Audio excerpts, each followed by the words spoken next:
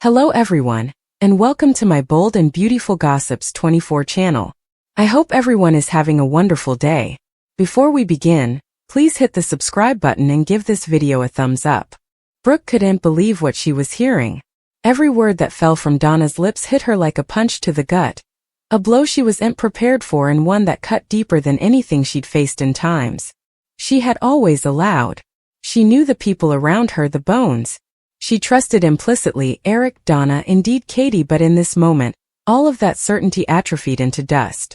Brooke's hands quivered slightly as she gripped the edge of the marble countertop in the Forrester manse's kitchen, her knuckles turning white. Donna's eyes, wide and unwavering, locked onto hers, and Brooke could see the weight of the concession in the youngish woman's expression. There was no shame in Donna's eyes, only the clarity of someone who had eventually decided to speak the verity, no matter how explosive. "I didn't want you to find out like this," Donna began, her voice calm but edged with sword. "I tried to cover you, but you earned to know, Brooke. Eric, he's been making choices, secret bones. Opinions that involve Katie, that involve her over you." Brooke felt the words hit her heart like shards of glass. The room sounded to cock, as though graveness itself had shifted, and for a long moment she could hardly breathe. "Secret alliance," Brooke rumored, her voice pulsing, slightly audible.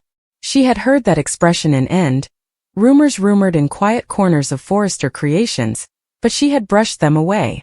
She had believed in Eric, in their love, in the history they participated, but now, standing in the same room with Donna, the reality was inarguable.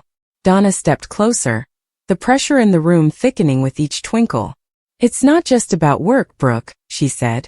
"It's about fidelity, about manipulation. Eric has been aligning with Katie on matters that affect everything about Forrester Creations, and yes, everything about you." Brooke's mind contended, her studies colliding in chaos. The life she had known, the life she had erected with Eric, felt suddenly fragile, like glass teetering on the edge of a table. She had faced backstabbings ahead, dolor that had shaken her to her core, but this was different. This was calculated, deliberate, and it hurt in a way that was uniquely sharp.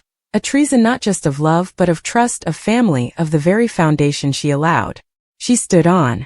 Why would he do that? Brooke managed to choke out, her voice thick with emotion. "After everything, after us, after our family?" Her eyes glistered, gashes hanging to fall, though she forced them back.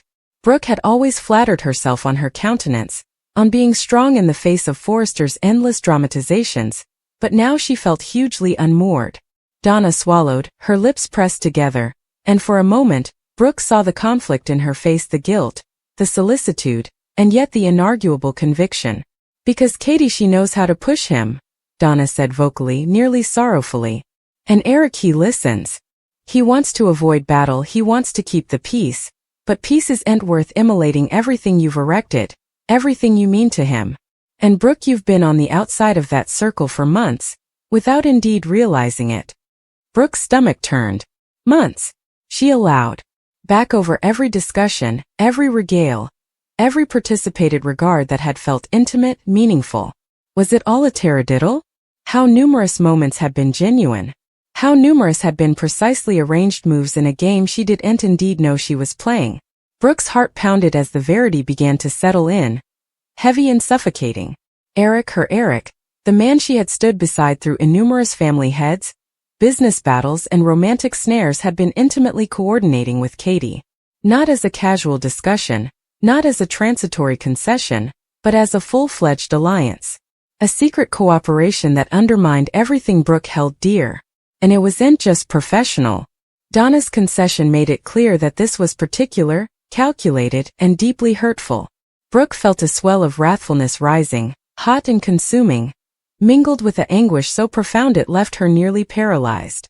I see and believe this," Brooke rumored, the words slightly escaping her lips. How long has this been going on?" Donna soughed, a sound heavy with remorse. "Too long," she admitted. "I tried to intermediate, Brooke. I tried to tell Eric how dangerous this was, how it was hurting you without him realizing it. But he wouldn't hear. He allowed. He was doing the right thing, but the verity is, he was caught between fidelity and fear. And now, Brooke, now it's out." Brooke's mind contended, her studies twisting. She had always known that the Forrester family was complicated, that commitment shifted, that alliances formed and fractured in a moment. But she had believed in the bond she participated with Eric, the cooperation that had survived decades of trials and backstabbings. And now that bond felt like a fragile relic, cracked and unreliable. She could feel the weight of the disclosure pressing down on her casket, making it hard to breathe, hard to suppose. She wanted to scream, to defy Eric, to demand answers, but she also knew that whatever she said, whatever she did, effects would no way be the same again. I need to see him, Brooke eventually said, her voice steadying, though her hands continued to fluctuate. I need to hear it from him directly. Donna, I thank you for telling me. I can't reuse this alone.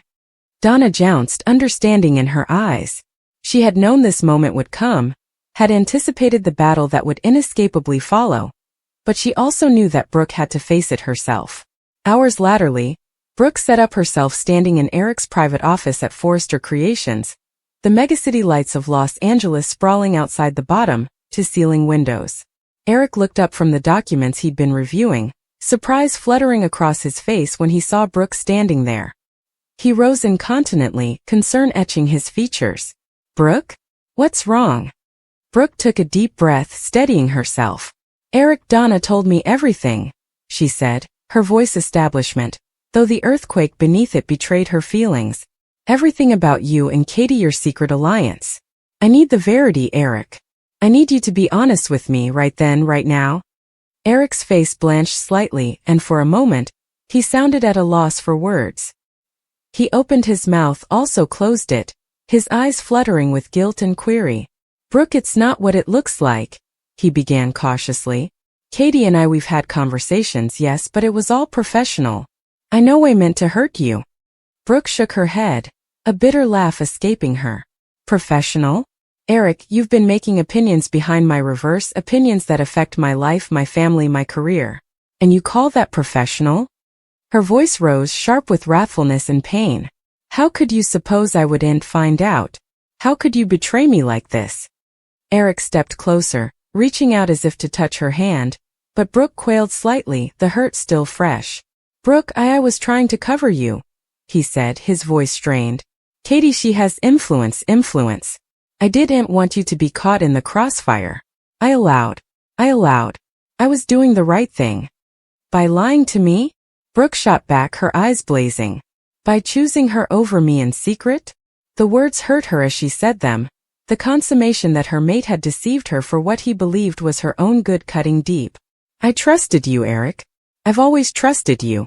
And now I don't know who to believe, who to trust, or indeed why I stayed in this marriage in the first place. Eric's shoulders drooped, the weight of her words sinking into him. Brooke, I love you.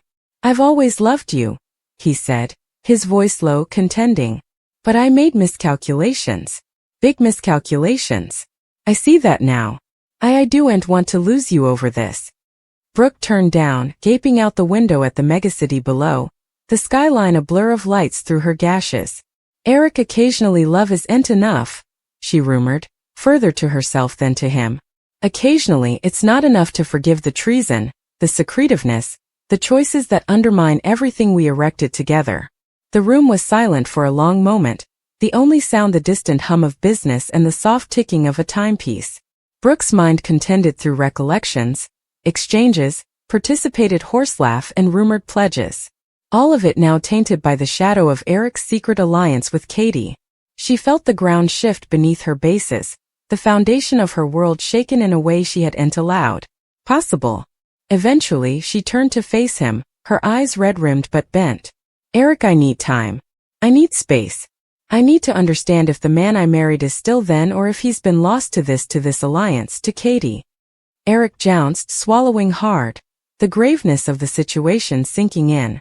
Brooke, I understand. Take all the time you need. I'll be then. I'll stay. As Brooke walked out of the office, each step felt heavy, weighted with heartache, confusion, and a stewing resoluteness. She knew that the road ahead would be fraught with battle, with choices that could tear piecemeal families, Gemütlichkeit and careers. She knew that Donna's disclosure had changed everything, that trust would have to be rebuilt, or maybe no way rebuilt at all. And yet amidst the pain, Brooke felt a spark of determination. She'd face this, defy the backstabbings, and fight for the life she wanted, the life she merited. Whether Eric was a part of it or not. Because in the world of the Forresters, where love, power, and treason bisected at every turn, Brooke Logan had learned one imperturbable verity: no bone could destroy her spirit without her concurrence. And as the megacity lights flitted in the distance, Brooke's heart hardened with resoluteness, ready to face the storm, ready to uncover the full verity, and ready to claim her place in a world that had suddenly come far more dangerous, far more complicated, and far more heartbreaking than she could have ever imagined. Brooke walked through the Forrester manse in stupefied silence. Every familiar corner of the house, the polished bottoms, the precisely curated art on the walls, the soft hum of classical music from the stereo, felt alien now. It was as if the veritably air carried whispers of treason. She couldn't stop the images from submerging her mind. Eric sitting in that office with Katie, their heads bent over papers, swapping secret grins, making opinions that affected her life without her knowledge. Every memory of trust was now pigmented with mistrustfulness. Every participated laugh with Eric now suspicious. Her mind kept returning to the early days of their marriage decades ago, when they had been youthful, ambitious, and intrepid. Brooke flashed back the way Eric's eyes had looked when he first told her he loved her. The certainty in his voice, the unvarying devotion he promised. She had believed in that devotion with her whole heart, believing that no force could ever break them piecemeal. But life had a way of testing indeed the strongest bonds. Treason, she realized now, frequently came disguised as fidelity, hidden in small opinions that sounded inoffensive until they compounded into commodity disastrous. As she sat alone in her bedroom, Brooke's studies turned to Katie. 4 times, Katie had been the antipode to her own life, a woman who had participated in Eric's history, who had always been there, swimming on the edges of their relationship, a constant presence in the Forrester route. Brooke had always considered Katie a rival, occasionally a nuisance, but no way a true trouble. Until now. Until Donna's concession shattered that perception fully. Katie had always had a way of manipulating situations subtly, threading herself into Eric's life at exactly the right moments, knowing just what to say, just what to do, to impact him without acting forceful. Brooke had honored this skill, indeed respected it at times begrudgingly, but she had no way anticipated that it would be used against her so directly, in secret, behind unrestricted doors, in ways that hovered her marriage and her position in the family. Her phone buzzed. Brooke nearly didn't answer it, hysterical that seeing Eric's name would shoot her into another curl. But the moment she did, her heart gripped. Eric's voice came through, calm but simulated. "Brooke, can we talk?" he asked. There was an urgency there that made her pause. She wanted to scream at him, to demand explanations, to let him feel the weight of what he'd done, but part of her still clung to the stopgap that Eric's side of the story could offer clarity. "Fine," she said eventually, her voice steady though her hands shook. "We'll talk." They met in the Forrester boardroom, a neutral space, yet one heavy with the history of family power struggles and commercial maneuverings. Eric's eyes softened as he saw Brooke walk in, but Brooke didn't let her peer jiggle. She demanded to see the verity in his eyes, to read the honesty or deception that might be hidden there. "Brooke," Eric began, standing, his hands raised slightly as however to show he'd nothing to hide. I didn't want you to find out like this. I allowed. I was guarding you. Katie, she's been under a lot of pressure from her side of the family. She's conclusive. And I made opinions that I allowed were in everyone's stylish interest." Brooke's laugh was bitter. "Opinions that were in everyone's stylish interest? Eric, that's not protection. That's treason. That's secretiveness. That's choosing someone differently over me in ways I wouldn't have agreed to if you had just been honest." Her voice rose, echoing off the high ceilings of the boardroom, every word cutting like a blade. Eric squinched slightly, guilt shadowing his features. "I know," he said vocally. "I know it seems that way. And I lament it. I lament the secretiveness, the falsehoods. I wanted to shield you from the conflict, but I see now that I only made effects worse. I've made a mistake, Brooke, a huge mistake." Brooke shook her head, gashes forming despite her trouble to remain collected. "A mistake? Eric, this isn't a mistake you can just apologize for. This is deliberate, prolonged deception. This is months of caching and planning, of choosing Katie's interests over mine. How am I supposed to trust you again? Eric reached for her hand, and this time Brooke didn't pull down incontinently. She could feel the sincerity in his touch, the weight of his guilt, yet the treason dallied like a shadow she couldn't shake. I'll do whatever it takes to earn your trust back, he said earnestly. I'll prove to you that I still love you, that I still value you over all additional. Brooke's mind flashed back to her discussion with Donna, the youngish woman's eyes filled with solicitude, yet also with determination to reveal the verity. Donna had risked her relationship with Brooke to be honest, to give her a chance to defy the reality she now faced. And that honesty, painful as it was, forced Brooke to defy Eric. Not just the man she loved, but the man who had chosen secretiveness and deception over translucency. I need time, Brooke said eventually, her voice quiet but firm. I need space to figure out if what we had is still salvageable, or if it's been irreparably broken by your choices. Eric jounced solemnly, accepting her words without argument. He knew that rushing her would only make effects worse. The fragility of trust, formerly shattered, demanded careful running.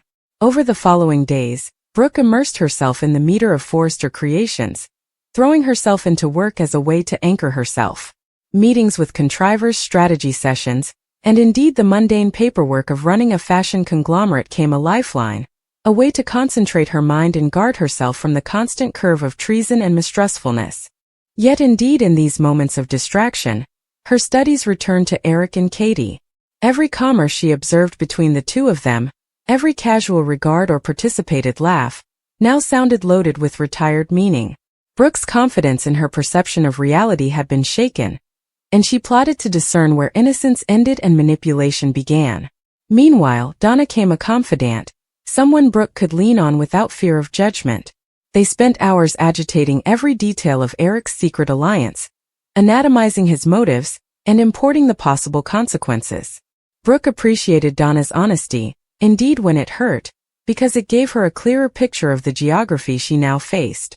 Together they began formulating strategies, plans that would allow Brooke to defy both Eric and Katie in a controlled, deliberate way, without succumbing to the emotional chaos that hovered to overwhelm her. One autumn, Brooke called a meeting with Katie. The pressure in the room was palpable, a storm of implied allegations and stewing resentment. Katie arrived, composed and elegant as always, but Brooke could see the subtle unease in her eyes, the acknowledgement that the battle was ineluctable.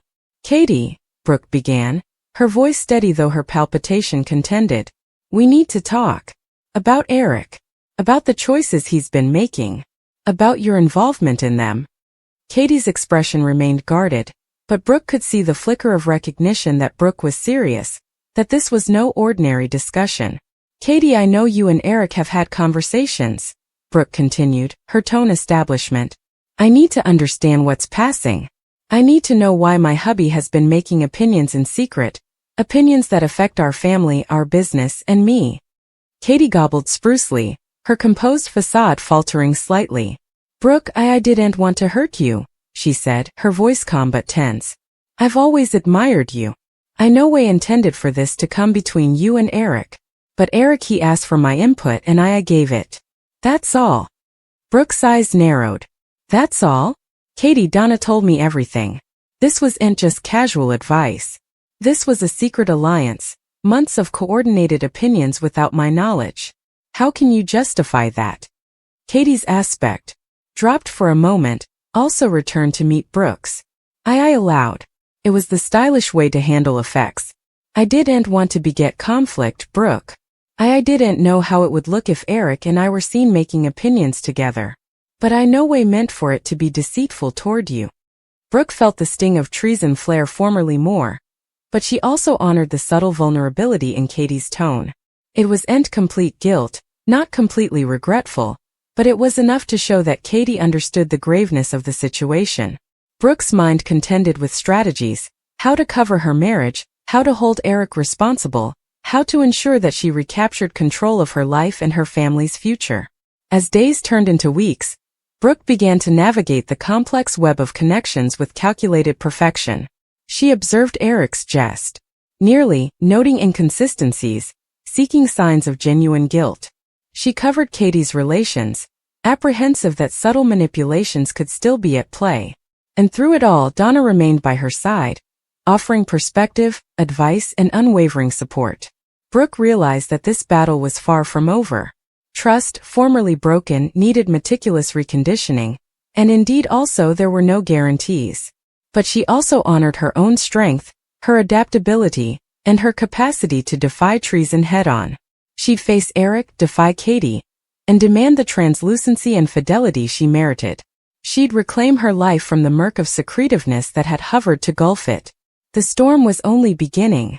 Brooke could feel it gathering on the horizon, dark shadows of battle, disclosure, and battle. But she was ready. Ready to fight for her marriage, her family, and her future. Ready to face the verity, no matter how painful. And ready, most importantly, to ensure that treason would no way again mandate the course of her life.